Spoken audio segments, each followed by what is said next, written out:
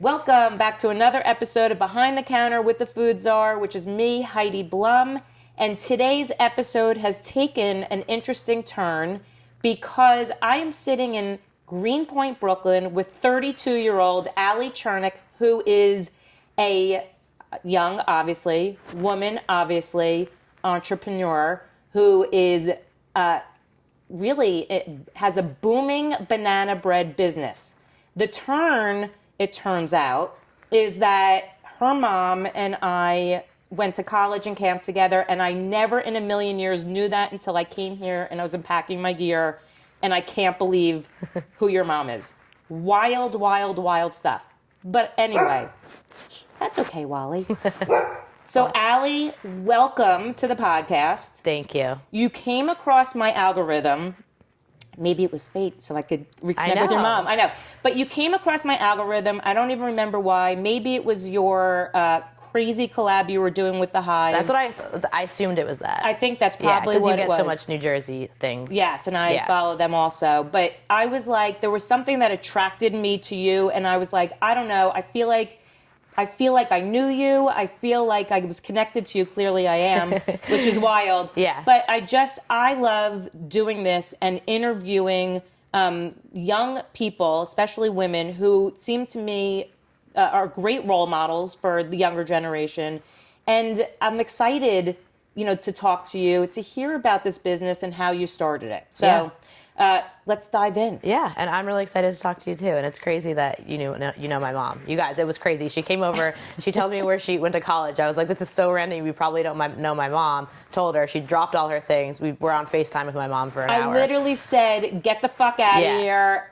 You have to FaceTime your mom. She's like, do you think she'll know you? Yeah. I'm like, I bet you $100 she knows me. Yeah. Okay, so Allie. Yes. You grew up, now I know, in Providence, Rhode Island. Yes. And let's talk about that. Okay. So you grew up in Providence, and you went to school like everybody else. Yep.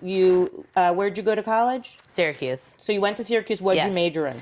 I majored in art photography. So I have a BFA in art photography. And when you graduated, were you doing that? Yeah. So it's a hard industry to get a job in, as you could probably imagine.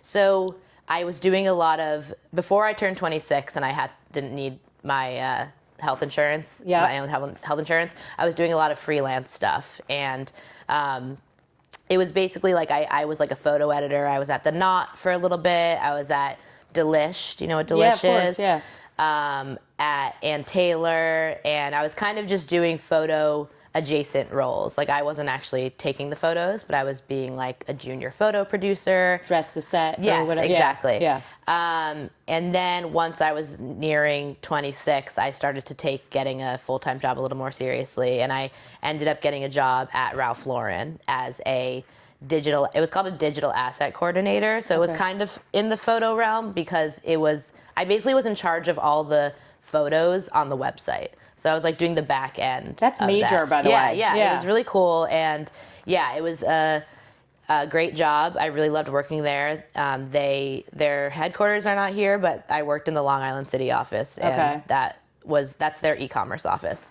So I was working pretty much in photo post-college. That's amazing. Yeah. So what happened? So was it like a COVID thing? Was it a...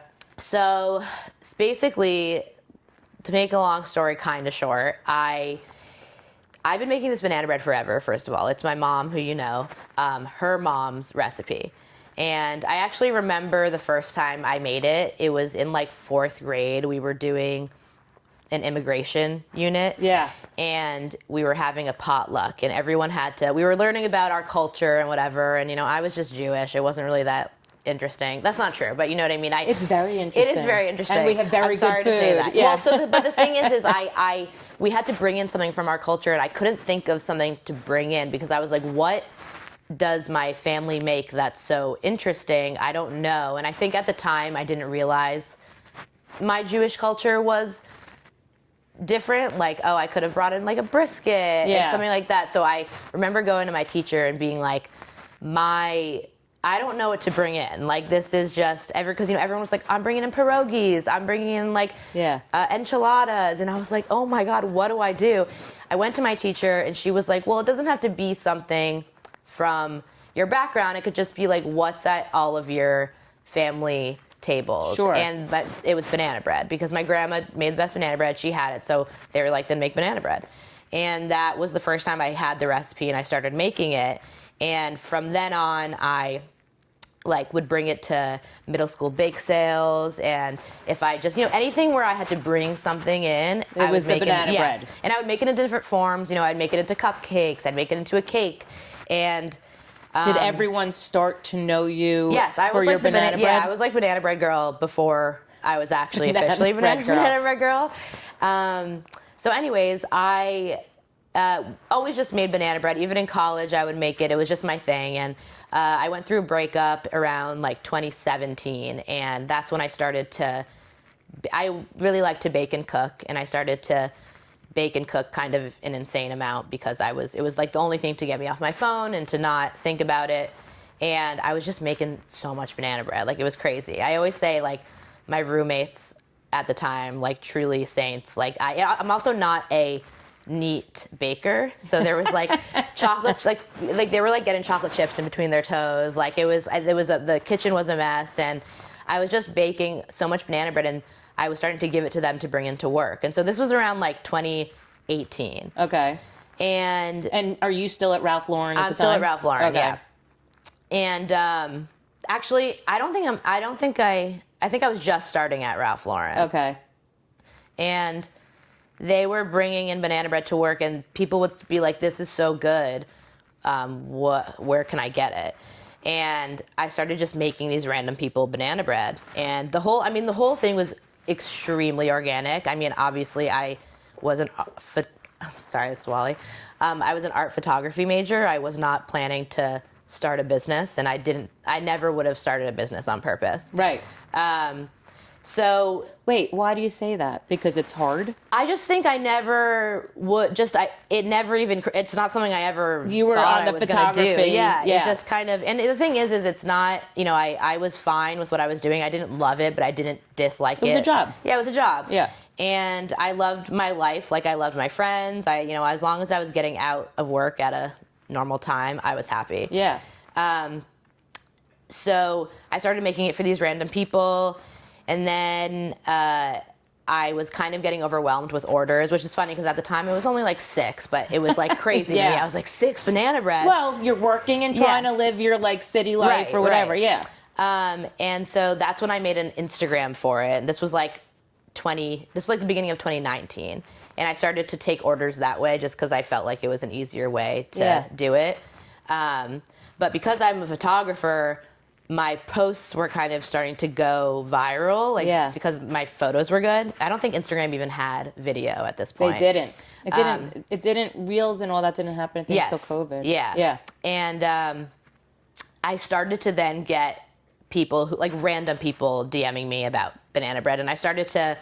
Like, I'm a friend of so-and-so's. No, it was that was how it kind of started. And then I started to just be random followers and people in New York. And I started to get a little nervous because I was like, I don't know if I'm doing I don't know if what I'm doing is legal. Yeah.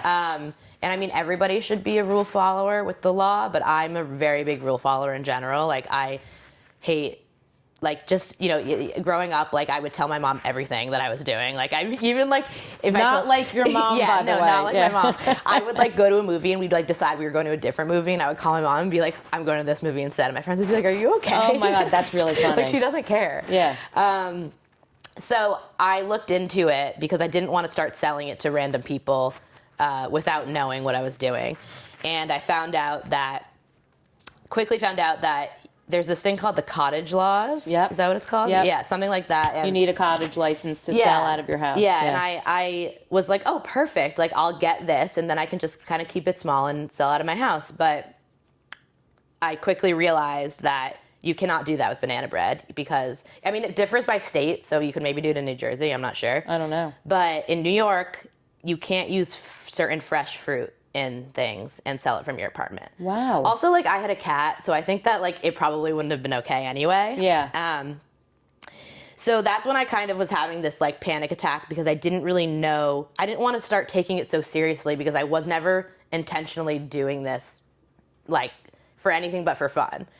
And I knew, and the only thing that I could do at this point was get a commercial kitchen, and that would be such a huge step for me. Yeah. And so I kind of made this deal with myself. I was like, I'm gonna sell it somewhere, like at some one day thing, see how it does, like a pop up somewhere. Yeah. See how it does with like, because at this point, you know, it's my friend. It was really just friends and friends of friends having it, and I mean, I think it's the best banana bread.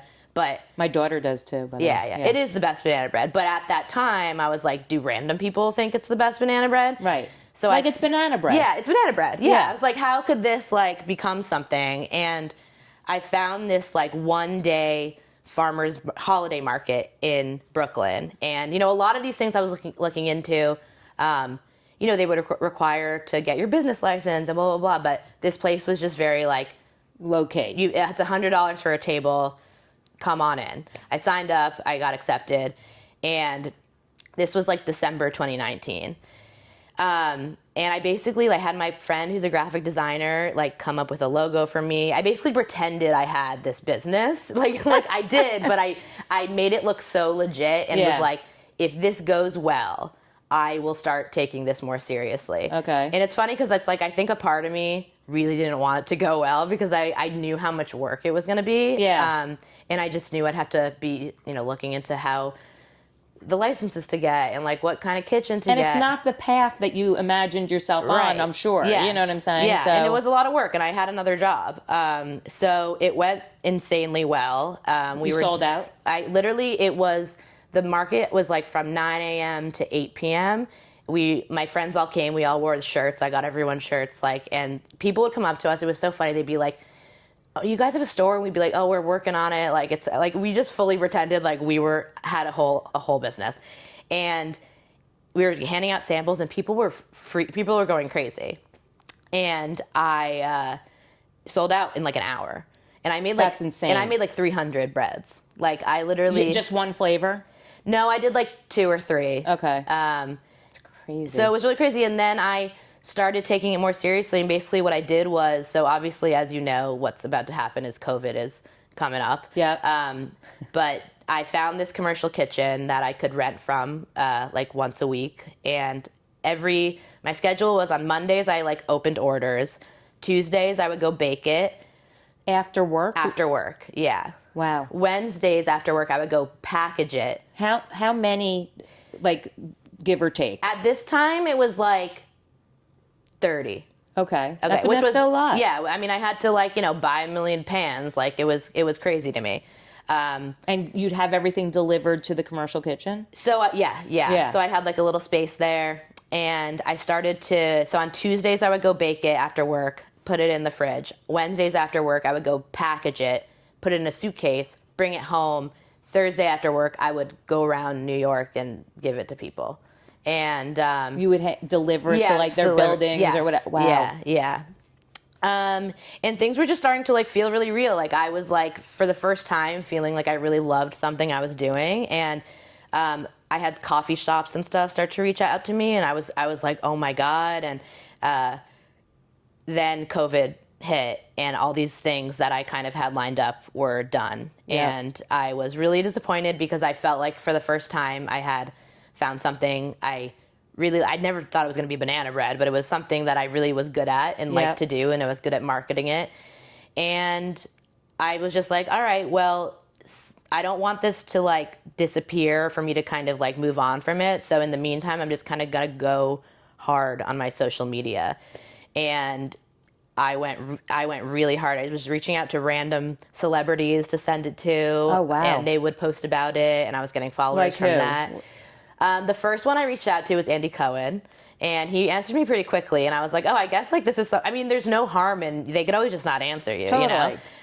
And I was doing like sister snacking, and like I was reaching out to all these New York people, and kind of, I mean, I'm sure you've seen this all online, is that everybody talks now about growing in public, like the Meadow Lane guy. Do you get the Meadow Lane guy? Yeah. And how then you open and you have like a kind of crazy amount of customers. And it's funny because I was already open and then closed, but I was kind of accidentally hyping my business up. At a time when everyone's closed. Yes. And by the time I could go back to the kitchen, I think it was like the summer, I was getting an insane amount. Like, things were insane. Wait, so did Andy Cohn, did you send him your banana bread? Yes. And did he do a post on it?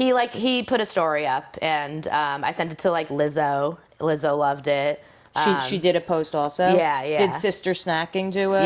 Yep. And I was doing like a lot of giveaways with, I think I probably did one with Sister Snacking and just all those New York, like. Yeah, there's a lot of them. Yes. And I was just kind of forming these connections with people so that they knew I made the best banana bread. Yeah. And and then I basically got to a point where I wasn't making that much money at Ralph Lauren, and I also wasn't doing something I wanted to do that badly. Yeah. And that's when I like went to my parents and was like, so I was thinking about quitting my job at Ralph Lauren to keep doing this. And I mean, they were supportive. I mean, I'm very obviously like privileged to know that, going into it knowing that if anything happened, I did have something to lean back on. Yeah. I think that that's something sometimes like people ask me like, when did you know? And I'm like, well, I also had this thing to fall back on if it didn't work out. I mean, and college not everyone graduate does. with in a niche thing. Yes. I mean, you definitely did. Right. So they were like, okay, like they were most worried about health insurance. That was kind of their whole thing. That's what your mom said on the phone. Yeah. And, I did Cobra from Ralph Lauren for like 18 months. And then I just started to pay for insurance through the state, which is not very good, but it's something. And, and then, so I've been doing it. So that was kind of how it started. It was crazy. Yeah. So sorry, that was long. But it that's was not kind of long. It's the journey. I find it interesting, like how it started, and now we're going to talk about where it's at. Yeah. So now, like, on a given week, yes, how many orders do you get? About, you don't open it up. What is it, like now a Monday to Wednesday slot? So it's very different now. Like, so, well, first of all, I don't make it anymore. It's made. It's produced. I was going to ask you that. Yeah. So. I was making it myself for a while, then I had an assistant helping me, and then I kind of got to this point where I had to decide what to do next because I really didn't want to bake it anymore. It felt like I was I was like a machine. Yes. It wasn't fun. It was now taking the joy out of the banana bread. Right. Yeah. And I had to decide, well, there's like two things you could do. I could hire people under Allie's Banana Bread and, do that, or I could get a manufacturer, and it's called a co-packer. I don't know if you know what that is, but it's basically like you start buying your product from a manufacturer. So they get all the ingredients, they make it, they have, we have an NDA with them, and then they're like to have this many breads and to store it for this long, and for us to do this, it's going to cost this much a loaf. And they package it and ship it too? Yes, except not all of them do. So I was in this spot where I was trying to decide which thing to go with, and it was really hard because I didn't feel ready to have my own employees yet, but I also was having a hard time finding a manufacturer. It's a really hard thing, and all of them don't, some of them seem great, but then they're like, oh, but we won't store your product, or some of them seem great, but then they, the minimum's like 4,000. And you need quality control, and you need quality control. I mean, it is your grandmother's recipe. Is your grandmother still alive? Yes, yeah. Oh my God, she must be so happy. She is. She's can't believe. She's always like, I thought you'd sell 12. I love that. So I mean, eventually there's like a big timeline in between there, but I eventually found this really good manufacturing team, and they're actually in Chicago. So it's made in Chicago now. Yeah. So to justify that, how many banana breads are you selling? Well, okay, so it depends, and also my biggest thing right now is JetBlue. I'm on JetBlue, which is insane. Which is crazy. They are like my biggest. Hold on, let's say that thing. again. I'm on JetBlue. Okay, Allie's Banana Bread is on JetBlue. Yes. We need to stop and discuss that. Yeah. So how did you get onto JetBlue? I got onto JetBlue because speaking of running into people from your past, I actually ran into my boyfriend from high school at a bar over here. We're not like, it's not like we're estranged. Like we're still somewhat in touch. He lives over here. Friend from high school. Yeah, friend from high school. But I had just started working with this manufacturer in Chicago, and starting to work with a manufacturer, you have to start getting bigger. They do my direct to consumer, but they would prefer to get bigger things. Sure.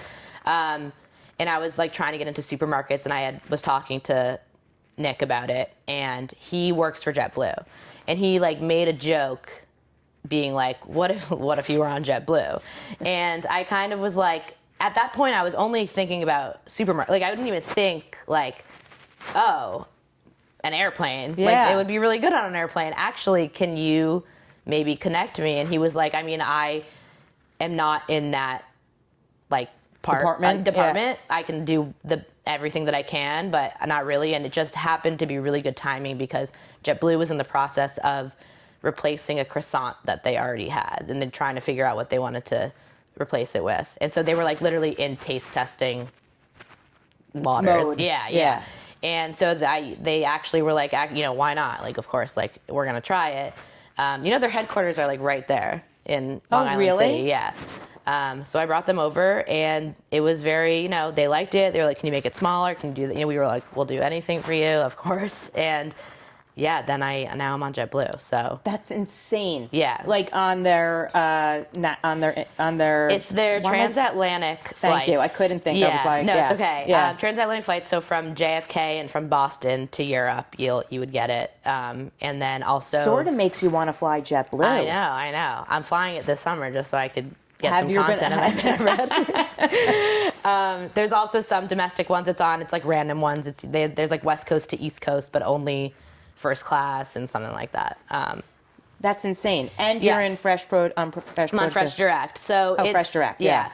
So with FreshDirect and JetBlue, that's like my main volume, and I'm trying to still get into supermarkets, and hopefully this year you'll see me in more. But my direct to consumer, it's hard. Direct to consumer is, for so long, I thought that was going to be my main income. Yeah. And also you make more money off of it because, to give JetBlue and to FreshDirect, you have to give it to them for not a very high price because they need to be able to sell it. And I would say like a couple hundred a week for direct to consumer. That's still amazing. Yeah, which is. And during the holidays it obviously goes up, but just overall it's that. It's hard. I think that a lot of I talk to some people now who are like just starting their business, and they're like, oh, I don't want to be in retail because I don't make any money from it. I mean, it's a really hard business to make money in general. Of course. And if you're if you were only direct to consumer, it really only lasts so long, and you will go viral at some points, and like things will be good, but it doesn't. It's just not consistent. Yeah. Well, I mean, you say like banana breads. People like, I make a banana bread. I don't make it as good as you do, but So that's right. Right. Yeah. It's like who's ordering banana bread every week? Right. Like besides my dad, but yeah. That's cute. Yeah. But you do make different kinds of banana breads. Yes. And do you make different? I was gonna say styles, like different, like there's the loaf. Yes. Do you make different? Shape, size, Well, so the biggest thing about going from making it myself to a manufacturer is the thing I was the most sad about giving up is that you can't be as creative with stuff because you can only have a certain amount of products, and the minimums are very high. So it's like they're not gonna make something unless the minimum, unless you're asking for like 2,000 of it, for example. So that's interesting. Yeah. So like you can never like in this kitchen or somewhere sort of play around with the banana bread, and like you have a great idea and you're like, I'd love to try to roll this out. Can you roll that out? I can. It's just it takes a longer time, and it's just not as you can't be as spontaneous about it. Like I used to do monthly flavors, and that was so fun, and it would do really well. And now it's the thing about them is they're making things for other people too. It's not just my banana bread. And, for me to say, hey, I want to do this monthly flavor, can you guys test it out and send it to me? And then I give you notes. It's a lot for them when they have so much other stuff going on. Yeah. But if it's something I want to add and have it be like a permanent thing, it's no problem. But to have them make something just as like a limited time multiple times, it's a lot. So could you ever do like, or have you ever thought about doing like a Bryant Park, the Winter Village or anything like that? I have. It's so expensive. I know. I know. I feel like those are the things that people are always like, you should do that. And I looked into it and I was like, oh, like, I know. I have a friend who does babka there. Oh, okay, cool. Yeah. Is it babka? Bailout. Yeah. That's Michael. Really, yeah. She's awesome. And it would probably be worth it. I'm sure she makes her money back from it. She does, but she also has a storefront in Jersey City, right. So she's baking everything there. Yes. It's a different setup. It's a different when it's like not me. Where am I gonna put everything that's not out right now? And then it's like I have to pay for a storage facility. And it's also, I'm sure she has this too, like having a baked good is hard because banana bread can be frozen, which is amazing, and it can be frozen for a very long time, but having frozen storage somewhere is very expensive. Sure. So yeah, it's like, I think, and people always ask me like, will you have a storefront? And I'm like, it's a dream. It's just a lot. I was just going to ask you, so because you seem to be a creative person. Yeah. And right now, where your business stands, it sounds like you don't have that part of it anymore. Yes. Or right now. Yeah. So do you miss that part of it? I miss it, and I want to, but I don't at the same time because everything that came with me making it myself, I don't miss. But that is my goal, is to kind of eventually get back to being able to do that while still having, basically to run this kind of successful business where I'm on JetBlue, I'm on maybe some other airlines, I'm on a supermarket, and that's like funding me enough that I can open a store. Sure. And kind of have that excitement of it be a part of my business again. Yeah. But I think I just need to like make some more money first before I get there. Yeah. Yeah. So let's talk about the goal. Yeah. So the goal is for you to be in a supermarket.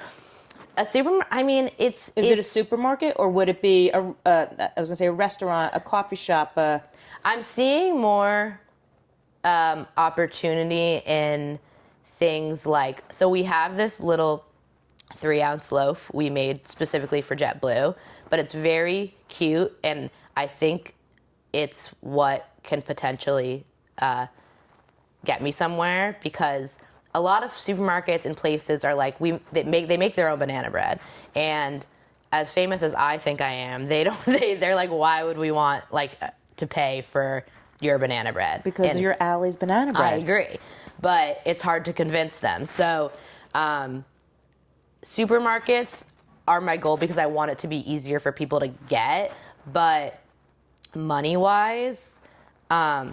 It's okay. I'm seeing a lot more opportunity in like maybe like convenience stores. Sorry. Yeah. Well, I have a question for you. So, like I said earlier, I saw you on your collab with the Hive. Mm-hmm. How does that work for you? So, sorry, I'm having an attack. Like, how does it work with just from the start to? Well, okay, yeah. Let's talk about the collabs, because maybe is that like a good? That must be a good way to get your name out there. It's a good way to get my name out there, and it gets me more customers. But I wouldn't say it's like a moneymaker. Sure. Because they realistically, these places don't need that much banana bread to make this product that they're collabing But that's with. also probably fun for you. It's so fun. That sort of probably brings out the creativity in you. And what can we do with the banana bread? What could we call it? And then just having that interaction. Yeah, for sure. Go away. Okay. Yes, and that's why I'm hoping to kind of get into these bigger things so that I can just do that and because I would say my job for Allie's Banana Bread is I'm like the social media person, even though I do everything else. But that's the thing I'm good at, and just forming connections with other businesses and doing all of that. And it really does get my name out there. I mean, you found me through that, and who knows who will find me through this. This podcast is going to go viral, baby. It's going to go viral. Yeah. So yeah, I'm finding other ways to get creative, even though I can't do as much with the actual banana bread anymore. Yeah. Yeah. So let's talk about the Hive, because that seemed to blow up. Yeah. Right? I mean, that's, like I said, how I found you. Yes. So for people who don't know the Hive, they have 2 locations. Yes. I think third is I know, coming. I saw. Yeah. I don't know where it is, though. Me neither. They just got the keys. I know, I saw. I don't even know them. I'm being like, OMG, thinking they'd like tell me exactly where it was, but they didn't. I know. So, and I'm like, I don't even know them. Yeah. So they are, the Hive is a coffee shop, but it's also like baked goods. Yeah. They're very popular for their cinnamon buns. Yeah. And they do, they always have their regular one, but they do a monthly flavor. So how did you connect with them? I've been following them for a while, just, because I followed a lot of food accounts. I think they opened in like 2020, maybe 2021. Maybe. So I've been following them, I think, since very close to when they opened. And I just started to see them do these monthly flavors. And I think I DM'd them like 2 years ago, being like, we should do a banana bread cinnamon bun. And they were like, we should, like, email us. And it was a lot of just back and forth and then silence, not on like anyone's part. Just it being we're both life busy. Gets busy. Yeah. And then just eventually they were like, we want to do it for January. Let's do it. So, yeah. So, okay. So you roll it out, and it seemed like it was like... Yeah, it did really well, and it was really fun to make all the content for it. I mean, I love making content. I've always been a online kid. Yeah. Like, I've always been an internet kid. I mean, I went outside sometimes, but otherwise, like, I was like on Reddit when I was little, and I was on like, do you know what E-Bombs World is? No. Okay, that makes sense though. Like, it was like that was you calling me old? No, it's not calling you old, because it's just you wouldn't be. It existed, but you probably weren't on it. It was kind of like, it was kind of like Reddit for pre-Reddit. It still exists. Okay. What's it called? E-Bombs World. No. Yeah, definitely not. Anyways, I was a big like YouTuber, and I was always making the videos for like I made the video for our graduation. I was always I always had a camera. I was always obsessed with it. I used to do montages, so yes. I get it. I was always making montages. Yeah. That's all I ever did. And so I really loved doing that. And yeah, it really blew up a lot, and it actually showed me, so for a little while, because like I said, it's hard for me to be creative with my banana bread now, because I can't do as many creative things with it. I kind of was like, well, I could give my banana bread to people and we can collab in that way. And I hadn't done a collab in so long because I didn't really know how to anymore, because, people would reach out to me and was like, oh, I have this like peanut butter, like, can you put it in your banana bread? And I was like, I can't. Like, I can't do it. And then once the Hive and I did the thing in January, that was my first collab in a really long time. And I'm seeing now how much it just obviously did really well, but how much it got my name out there and how much it worked with that. Remember, the Hive is very good, because what they do is they send their... Yes. I don't know if they send every flavor of every month to people, but yours they send to a lot of the influencers. Yeah, that's also big. Which is huge. So, you have all these people that are posting, and they're like the top influencers. Yeah. And it's also just like, even if it's not, like, it did do well, but even if it didn't, you would think it was doing well. I'm sitting here right now. Right. So, yeah. So it's just, it kind of changed my mindset in a lot of ways, because of how, it's hard for me to sell in the smaller stores in New York, because a lot of those places they basically have to buy by the case, and they can't hold so much inventory at once in like a freezer. And I need to be like in Butterfield. And I know. Well, that was my first store I was in. Oh my God, that's so funny. But that was when I was baking it, and it was easy for me to just deliver it and whatever. Yeah. And now it's a little harder because unless I want to find a place here to have frozen storage and deliver the cases myself or find a distributor, the best way to do it is for those places to be able to hold like a whole pallet, which is, we're in New York, like it's just no one has that. Yeah. And actually the Hive really kind of showed me how much it could do just having my product be in New York. And I am starting now to get a freezer storage space, and I already have some. I don't want to say who they are yet because like we don't have a full deal yet, but I have some places lined up. Damn, I wanted an exclusive. I know. Yeah. Well, maybe by the time this, okay, fine. Deal. Yeah, deal. But like I had to eventually not do Butterfield anymore because I couldn't. Like it also costs. You would think that it would actually be easy to be like, ooh, I'm in these small stores, but it actually costs more money because you have to hold it somewhere. Yeah. And then that is a rent. Like you're basically paying rent for like a pallet of your bread. And then it costs money for them to go in and take the case out for you. Yeah. And then it costs money everything just costs money. Every step. And then it costs money to get it from that to the store, and having a margin with all of that money that you're paying is really difficult. So I was really against it for a while because it just sounded like I was going to be losing some money. And I probably will. I definitely will lose money with doing this, but I think it will be worth it. I have a few questions. One is when the Hive did your collab, did they just do it in their New York location or their Hoboken? And no, they did Hoboken. You were going back and forth. Unless they're new locations in New York, they only have Jersey City and Hoboken. Oh, I'm sorry. I thought they were in New York too. No. It's Jersey City and Hoboken. Yeah. So it was at both. Okay. Yeah. And then you did after that a coffee one, right? Yes, I did. Have you been to Edith's? No. It's very good. We also had been in, the talks to do a collab for a while. Are they in the city? They're in the city. They have East Williamsburg and West Village. Oh, okay. And that went really well. And I have a lot of other ones coming up. So that we can't talk about. Jesus. They're kind of small. They're not as they're not places with locations. Okay. Well, Cafe Pana I collab with all the time. Like I have another one coming up with them. That's exciting. Somewhat soon, yeah. Yeah.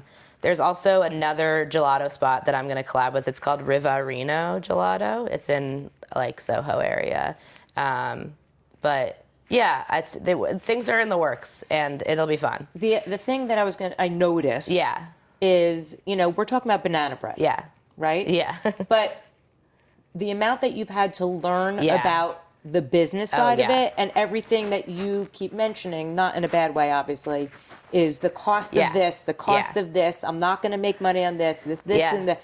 It's so interesting to me, for a lay person like myself, I'm like, oh, cute little Allie's banana bread. Yeah. And it's her grandmother's recipe. That's so sweet. But it's so much more than that. For sure. And I'm sure you never imagined it being where it is right now. No. Right? And I would imagine there's pros and cons to that, right? Oh, yeah. Yeah. I feel so much better. There were, people are fake it till you make it. And I wouldn't really recommend that. I feel like not that I've made it, but I get it now. I feel like in the last year and a half, which, I've been doing this for a while, so it took a really long time. I finally understand how this all works. And the times I didn't understand it was really hard for me. Because I kind of had to just go along with things with not really fully knowing what was going on. Yeah. And now that I do, I'm actually having a lot more fun with it. And just because, it's not fun to do something and not understand what you're doing. Totally. But I didn't really have any other choice. I kind of had to. Obviously I had people to talk to and whatever, but at the end of the day, just going through it on your own is how you learn the best. And, but yeah, it's fun, but there are, it's you think about, just sell at, why not just sell at this little coffee shop? And it's there's so much that can go into that.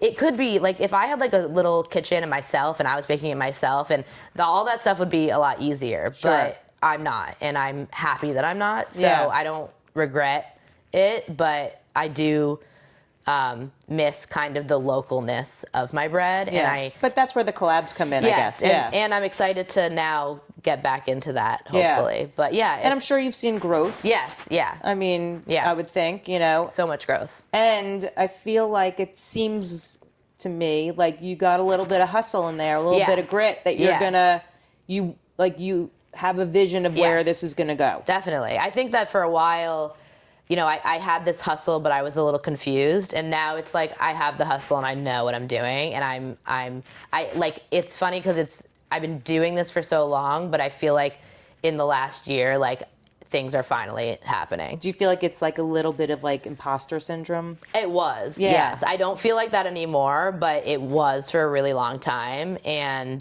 you know, it was easy for me to post the social media and do all of that, but at the end of the day, I was also just really confused. Yeah, well, it's a huge learning curve, and you know, you're from an art side and a creativity side, and learning about, like, if you ask me about a business, I'm like, I have no idea. Yeah, I mean, I always say, like, yes, maybe if I went to business school, you know, maybe if I had a different background, like, things would have happened more quickly, but I'm also like, I'm so happy with the way it's happened, and I think that a part of me is like, maybe if I kind of had more of an idea of what I was doing in the beginning, it would have not actually gone as well. Like, because it was so genuine. Like, it was just really like, I was like, this is something I'm selling and I'm having so much fun. Which is so sweet. Yes. And you don't want to lose that either. Yeah, exactly. And so that's why now things feel so good, because I feel like I have that still, but I also have more of a business understanding in how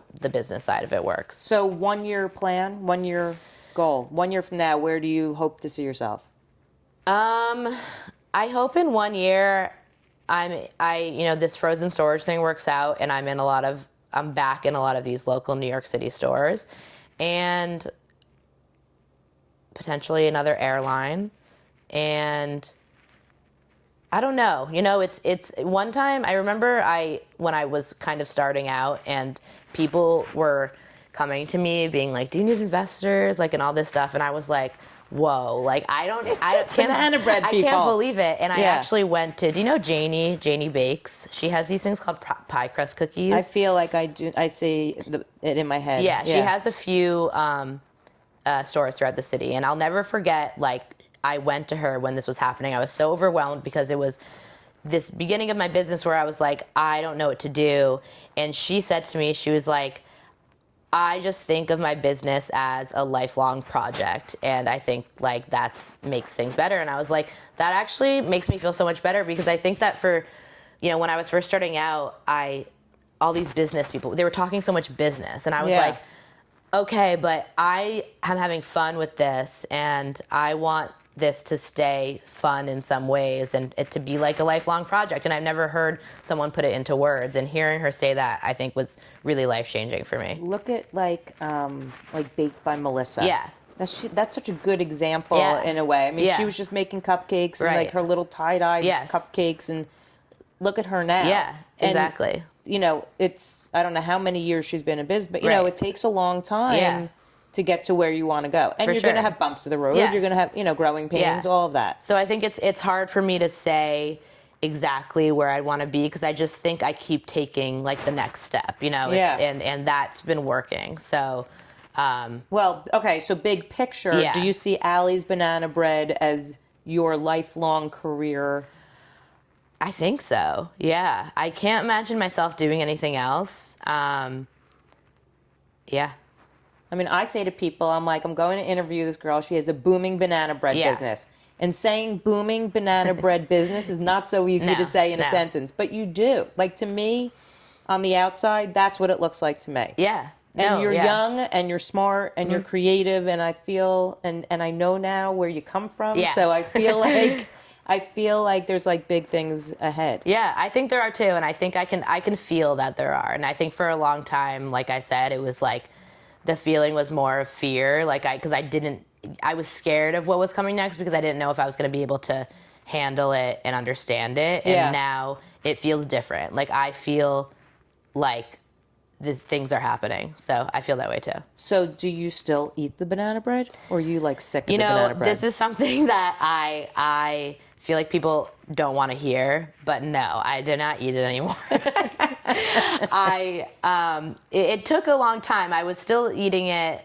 I mean, when I was doing like the monthly flavors and stuff, because it didn't, it was like a new flavor to me. I was eating it, but yeah, I'm not gonna lie. It's definitely not what I want anymore. I do once in a while. You're banana breaded out. Yeah. I do have it once in a while, and I'm like, oh, this is so good. Like I remember it is so it's good. Yeah. But yeah, it's. Do you keep loaves in your freezer for when you go to people or they come here? Yeah. Yeah. Yeah. It depends who I'm going to. I mean, honestly, like some of my friends are like, we don't want this anymore. We love you, Allie. No more banana bread. Like I'll make them something else. But like if it's still a thing that if I'm going to like a party or something, I always still bring banana bread. I usually make it. Like I don't like get it from scratch. Yeah. And yeah. So. Do you like to bake anything else besides banana bread? Oh yeah. I love to bake, and I feel like I've learned so much about baking from the banana bread. I mean, I didn't really know. Everyone always said baking was a science, and I was like, all right, whatever. And then like so many things would happen. Like I would, it would be stirring for a really long time. Yeah. And I thought like, oh, like great, it's all gonna get stirred. And then I'm like, why does this taste disgusting? And then I quickly realized, do you bake at all? I mean, like my mom's recipes, like the same as you. It's just like so that's how I was, and now I'm much more experienced. Like I throw everything in the bowl and mix it around, and that's probably not what you should do. So I was if you mix it too much, it forms gluten and it becomes disgusting. And I didn't know that. I thought I literally would I put the stirrer on and like go to the bathroom, like take a nap, and I was like, oh, it's just all getting stirred in there. And I wouldn't really take a nap, but but yeah, no, I have learned to bake so much since then, and I bake pretty much anything. Yeah, I love to bake. Amazing. Yeah. And is there something in the banana bread recipe of your grandmother? What's your grandmother's name? Sheila. Hi, Sheila. Hi, Sheila. Hi, Sheila. Is it Nana or is it Grandma? It's Grandma. Oh, hi, Grandma Sheila. Grandma Sheila. Is there something special in that recipe that's different than any other recipe? There's not. You don't have to reveal. No. I mean, the ingredients are all on the. It would be illegal for me not. And as you know, I'm a rule follower. True. Yes. Yeah. Like all the ingredients are on the thing. There's nothing special in it. I honestly don't know. Like I feel like I always just thought it was the best banana bread, and even still, and I honestly don't know why. Like it's a really good recipe. I have no idea what So is that the plug? Buy Allie's banana bread. We don't know why it tastes so good. Why it tastes so good. I have like a theory, but I can't tell it to you. So it's part of the process, though. Okay. That's the secret. That's the secret. But I still think... And it's not love. It's not love. Maybe it was. No, it's. I mean, it's. There's a little love in there. Of course, there's got to be a lot of it in there. Yeah. But no, I don't. I wouldn't say there's a secret. I think it's just a really good recipe. Okay. Yeah. I like it. Yeah. All right. So Allie of Allie's Banana Bread. Yes. Thank you, number one, for talking to me. I think this is amazing. I personally think you are a superstar. Thank you. I really do. I don't schlep my ass to Brooklyn for no one, right? I appreciate it. Honestly, there's something about you. I believe in you. I feel like this is just the beginning for you. Yeah. I don't know why. And I do too. My gut is usually right. Yeah. So I'm going to put my money down on Allie's Banana Bread right now.